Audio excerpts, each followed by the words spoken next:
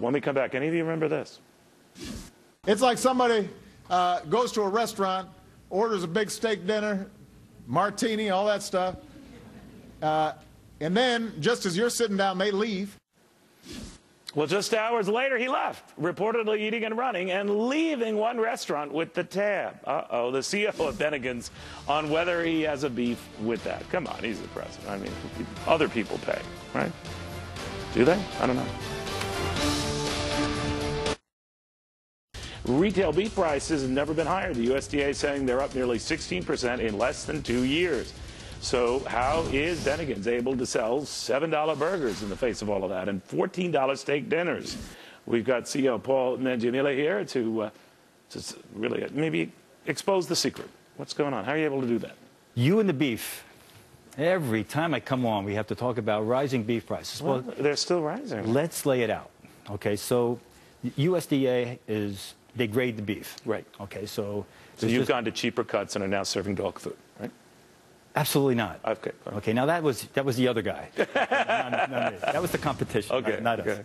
And so with that different gradation, some of the higher end food steak places are taking the prime age cuts and maybe using just prime, and so they're taking it down a notch.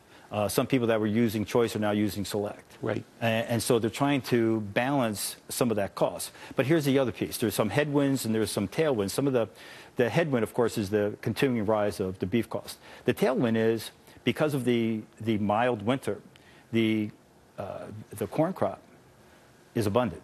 It's very robust. And so with that, of course, that feeds the herds. So although the herds are thinning, some of that cost in terms of feeding the livestock goes into that. So there's going to be a little bit of a leveling out.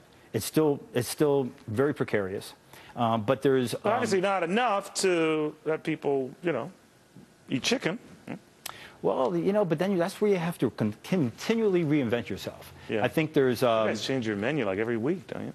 Well, every other week. But Neil, I like that you did your homework. Yeah, I mean, you have to constantly renovate. You have to constantly reinvent yourself. Right. You have to refresh your menu. So we're looking at trying to get more into not so much the beef, although 25% of our menu is the hamburger. And so with the hamburger, our signature item. So we're never going to pass on price and alienate. Well, you've done our something customer. right because your restaurants are chock full. I did think of you, though, coming here, Paul, and what you might have made of the president making that famous steak dinner comment and picking up the tab. Then the president is at this event and he leaves without paying the bill. Now, I always give him the benefit. You're the president. I mean, I can't see you whipping out your American Express and signing. But what did you think of that? Well, I'm just glad it wasn't in a Bennigan. You would have said, hey, come here, Mr. President. Come on over here, Obama. Let's talk a little bit. You would have treated him. You would have treated the White House. I would have. You would have. What do you think of what he wants to do? That he wants to raise, let the tax rates on the upper income expire so that they're paying more taxes. Would that even affect a business like yours? Not really. The great thing about being in the restaurant business is people are coming out to eat no matter what. And they don't a little less in an environment that looks dicey, or if we're going to go into another recession, or at the very least a slowdown? I think it's, again, it's very precarious. I look at the unemployment. It's still in bad shape. I look at the ability to get financing. So for us, when we're doing franchising, we have some great franchisees, and they want to build more restaurants, and yet they can't get any money. And yet the banks have trillions of dollars in reserves, and none of it comes down to that small business owner, like Amelia was talking about. It's not going to the small business owner so they can do something called open up a business and employ people. So is that what she said? It's just no, she didn't say that. I'm saying. Oh, okay, good. But in other words, things could be better, but it's not affecting your restaurants at this point, right? I mean, they're still crowded. They're still, right? Well, we're still holding our own. Gotcha. I'm not entirely bullish, but I'm very happy with the traction that we've created with Bennigan's. We're still having same-store sales increases, although modest. Love to see them get a lot larger. I'll tell you what I love about your place. Those are you very good food, very accommodative to kids, loud kids, even kids. Let's say hypothetically you had sons who beat each other up, and it was loud.